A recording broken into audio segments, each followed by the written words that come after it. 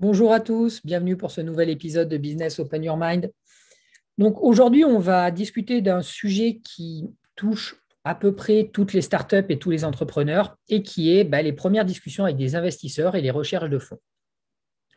Alors pourquoi est-ce que j'ai décidé de faire cette vidéo aujourd'hui? Tout simplement parce qu'on voit, nous, beaucoup de startups avec qui on va discuter, qui reviennent vers nous en disant, bon, c'est compliqué, ça fait plus d'une dizaine, vingtaine d'investisseurs avec qui on a discuté, on essaye de lever des fonds, on n'y arrive pas. Donc voilà, on a régulièrement cette discussion qui revient, et en particulier pour les sociétés qui sont vraiment très très tôt, pour les premiers amorçages, les premières levées de fonds, et qui aujourd'hui ne sont pas vraiment sur le marché. Puis en discutant un petit peu plus, en creusant avec eux, on s'est rendu compte qu'il y a régulièrement des choses qui sont faites, et la façon de présenter finalement le projet n'est pas toujours adaptée à la personne qui vient en face. Donc, je m'explique un petit peu, je vais aller un petit peu plus loin dans l'explication.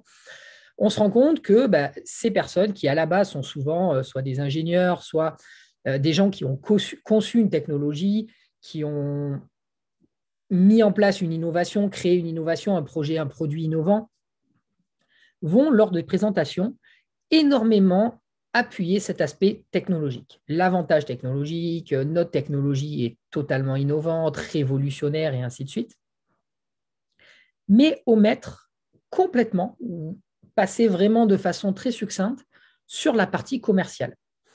Or, c'est là où souvent l'erreur est faite.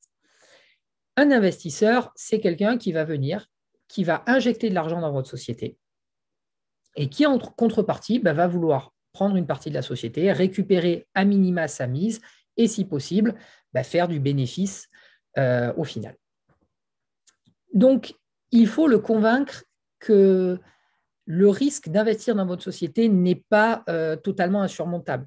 Donc, lui faire comprendre que c'est bien d'avoir une belle technologie, c'est bien d'être un produit innovant et d'aller très très loin dans l'innovation, mais il faut aussi lui expliquer que le marché est bien là, qu'il existe un marché, que c'est un marché qui est relativement étendu, que ça ne représente pas juste 3, 4 ou 5 hôpitaux, par exemple, si on reste dans le domaine médical, que le marché est mûr pour cette technologie. On a vu des technologies arriver peut-être trop en amont ou, en contrepartie, peut-être un petit peu trop tard.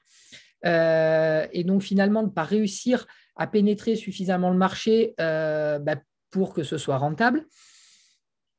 Ou peut-être avec des stratégies qui n'étaient pas bonnes, des stratégies prix qui n'étaient pas du tout en adéquation avec les attentes du marché, des stratégies de vente, des business models qui n'étaient absolument pas compatibles avec le produit ou avec les personnes en face, les acheteurs. Donc voilà, donc c'est cette partie-là qui souvent est un petit peu négligée par les startups, qui fait que l'investisseur, oui, la technologie est belle, mais derrière, il n'arrive pas à savoir si le marché est là et si le marché va répondre de façon positive à ce nouveau produit. Donc ça, c'est la première chose.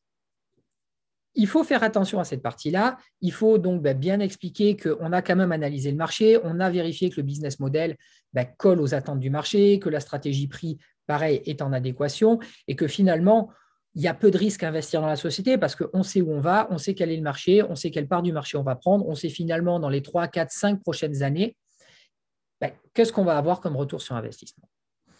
L'autre erreur qu'on voit régulièrement souvent, qui elle est plutôt dans l'autre sens, ce sont les startups qui partent sur trop de voies pour s'ouvrir beaucoup de marchés et donc essayer d'accroître les ventes potentielles en ouvrant différents marchés. Donc, pour détailler un petit peu plus, des sociétés qui vont dire, voilà, nous, on va travailler directement avec les hôpitaux, et puis on va peut-être aller travailler avec des centres de recherche. Et puis, en parallèle à ça, on s'est rendu compte qu'il y avait peut-être un intérêt pour le cosmétique ou l'industrie. Et donc, vous voyez, regardez, on a énormément de marchés ouverts, et qui dit beaucoup de marchés, dit beaucoup de ventes, et qui dit beaucoup de ventes, dit beaucoup de revenus. Là, par contre, finalement, c'est l'erreur inverse de celle qui est faite tout à l'heure. On va donner vraiment l'impression aux investisseurs qu'on va s'éparpiller, qu'on ne va pas être capable de se focaliser, qu'on ne va pas être capable de se concentrer sur un axe principal. Et donc, finalement, en se dispersant, on va tout survoler, mais on ne va pas vraiment aller creuser, aller chercher et s'adapter au marché pour pouvoir prendre des parts de marché suffisantes. C'est stratégique et faisable, mais quand on a des très grosses équipes et qu'on a la capacité de dédier des personnes à chaque marché, ce qui souvent n'est pas le cas dans les startups. Et donc là, on rencontre on va dire le souci inverse. Et bien, les investisseurs vont dire ouh, attention, ça va aller dans tous les sens, on ne va pas réussir à vraiment se concentrer, on n'a pas de fil directeur, on n'a pas de stratégie directrice. Le risque, c'est qu'au final, on n'arrive pas à couvrir tous les marchés et qu'à partir de là, on n'arrive pas à vraiment générer de revenus sur ces marchés.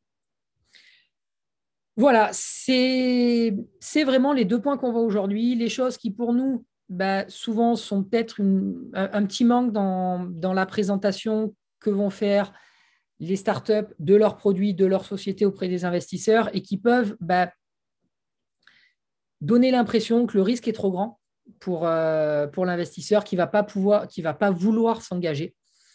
Or, c'est des choses qu'on peut assez rapidement corriger justement en passant bien à découper ces présentations, à découper ces pitchs en produits, marchés et surtout en s'assurant qu'on a toujours un fil directeur et qu'on ne va pas dans tous les sens, histoire de faire rêver, mais sans vraiment pouvoir garantir derrière qu'on va pouvoir mettre l'effort nécessaire pour vraiment pénétrer un marché particulier. Voilà, j'espère que cette petite présentation aura été utile à certains d'entre vous. Et puis, je vous donne rendez-vous lors du prochain épisode de Business Open Your Mind. Merci, bonne journée.